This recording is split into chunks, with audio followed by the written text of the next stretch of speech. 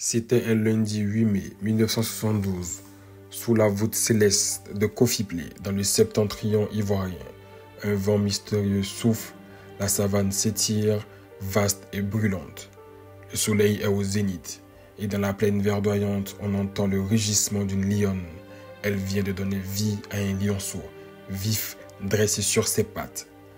À quelques encablures de là, Minata Kone, l'épouse de Soro Clément, vient de lui donner un fils. On l'appellera Kigbafori Guillaume.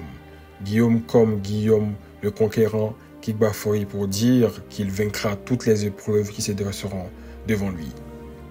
Âgé de 53 ans, ce jeudi 8 mai 2025, Soro Kigbafori Guillaume n'aura jamais été si proche des portes du palais de la présidence de la République de Côte d'Ivoire. En 53 ans, le natif de Kofi-Plé, fils de Ferke Sédougou, aura gravi tous les échelons de sa carrière politique à l'exception d'un. Pur produit du système éducatif national, il connaît la Côte d'Ivoire, les Ivoiriens et leur réalité. D'idéologie sociodémocrate, il a toujours mis l'homme au cœur de son programme de gestion. C'est à juste titre que très tôt, il s'engage dans le syndicalisme pour demander de meilleures conditions de vie et de travail pour les élèves et étudiants de Côte d'Ivoire.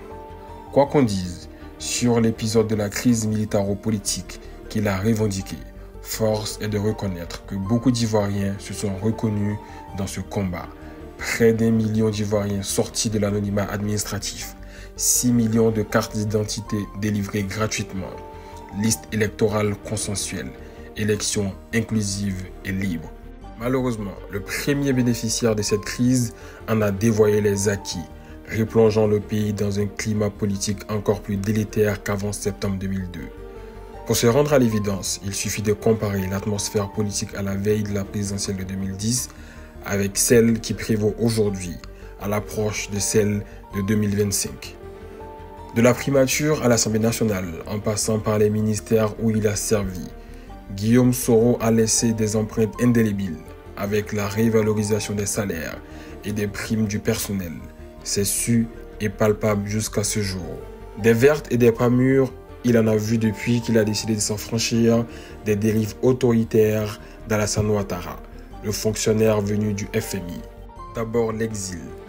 Le 23 décembre 2019, les autorités ivoiriennes empêchent l'avion qui transporte Guillaume Soro d'atterrir chez lui en Côte d'Ivoire, au risque de le faire bombarder. Commence alors un exil forcé qui dure depuis 5 ans aujourd'hui. Comme si cela ne suffisait pas, ses militants sont gazés, d'autres enlevés, certains emprisonnés. Son mouvement politique GPS dissous, lui-même condamné à 20 ans de prison, puis à perpétuité. Les prisons ivoiriennes regorgent toujours de militants de GPS. Objectif, s'aimer la terreur dans les rangs, isoler Guillaume Soro. Malgré son exil, il est traqué en Europe jusqu'aux confins de l'Asie. Ouattara veut la tête de M. Soro à tous les prix. À coup de millions de corruption, des cadres GPS retournent leur veste. La conviction, ça peut attendre après. Ils viendront demander pardon le jour où l'horizon s'éclaircira. Là où le régime Ouattara sablait le champagne pour annoncer la fin physique et politique de l'homme, Guillaume Soro met fin à son exil et rentre en Afrique. C'est pourquoi j'annonce, ici et maintenant, que je mets fin à mon exil. Car il m'est pénible de vivre loin de ma terre ancestrale et natale d'Afrique. Quelque temps après, le président de GPS est accueilli avec tous les honneurs à Accra, au Ghana. Cette même terre du Ghana qui lui a fermé ses portes lorsque son avion y fut détourné. En ce temps, le Ghana était dirigé par un certain Addo.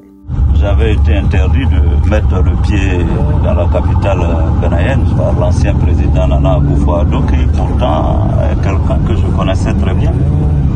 Donc le nouveau président John Mahama a bien voulu permettre que je vienne dans la capitale ghanéenne, que je redécouvre 6 ans après avec beaucoup de bonheur et de joie.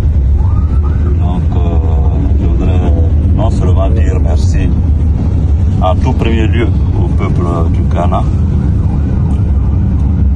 mais à un homme, le président John Dramani Mahama,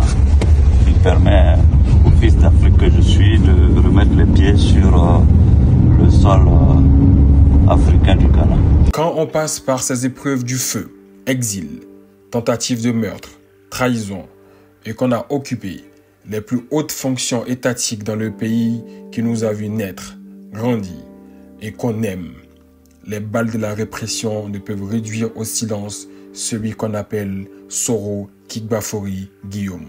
À 53 ans, Guillaume Soro a repris son bâton de pèlerin pour dire non à l'exclusion de candidats sérieux pour la course à la présidence. À la différence de ceux qui se vengent une fois au pouvoir, lui, il vient en paix pour réconcilier les Ivoiriens avec leurs valeurs de fraternité, de tolérance et d'ouverture. Il vient pour réconcilier le Nord avec le Sud et non pour procéder à une discrimination dite positive. Hier en Europe et en Asie, aujourd'hui en Afrique de l'Ouest, le chemin vers le palais présidentiel n'est plus loin, plus qu'une question de mois. La voie est libre et 2025 ne sera pas 2020.